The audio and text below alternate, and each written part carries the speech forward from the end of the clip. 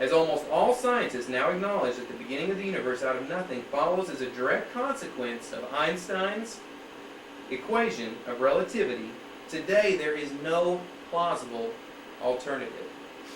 And Father George Lemaitre actually coined the phrase Big Bang, which was interesting because at the time, like you see today, against the evidence, scientists, atheistic scientists, were pushing back, no, we cannot accept this, we cannot, because it basically means that there was a beginning, something that the universe was not eternal, it had a beginning, a cause, and it sent them in a panic because that led straight up to, what Genesis records as, in the beginning, God created.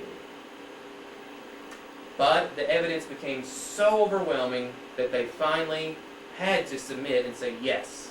And now almost every textbook you look at says the Big Bang Theory is the beginning of the universe. Now this tends to be very awkward for the atheists. For as Anthony Kinney of Oxford University urges, a proponent of the Big Bang Theory, at least if he is an atheist, must believe that the universe came from nothing and by nothing. But surely that doesn't make any sense.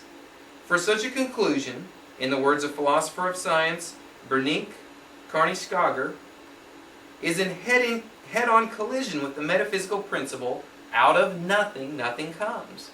You don't get nothing from nothing. So why does the universe exist instead of nothing? There must have been a cause that brought the universe into being. So the Big Bang basically shows here something. Now the thing is, they cannot trace back what this something here was. But what happened is, you see the planets, the universe, the galaxy, which we'll watch a small video here in a moment on the origin of, just a lot better visual effects to kind of tie everything in. But it had a beginning, everything started out, and as you see these galaxies and planets and stars and etc., they all are in an expansive state.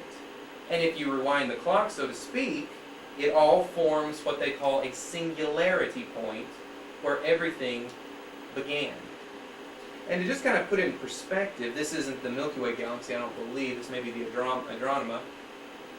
But just to put it in perspective, the Milky Way galaxy, let's say that this is the center, let's just say that in our galaxy alone, it's estimated that there are around, I think it's 300 trillion stars.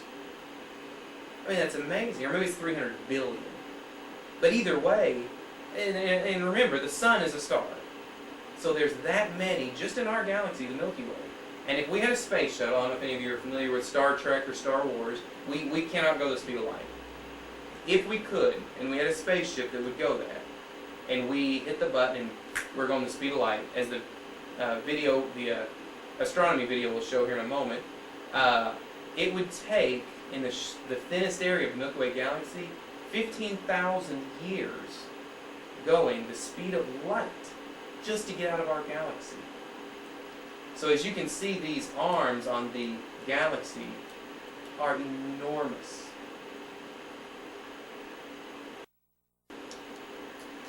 And just to tie that in, a picture from the Hubble telescope, each one of these little areas is a galaxy. Not a star, a galaxy. They just took one shot, one picture, and then zoomed in from that Hubble telescope. And these are galaxies. So I mean, think about that. Our galaxy being 15,000 light years in the thinnest area, and all these galaxies, the universe is enormous. And it's amazing that we have the technological capacity to figure out the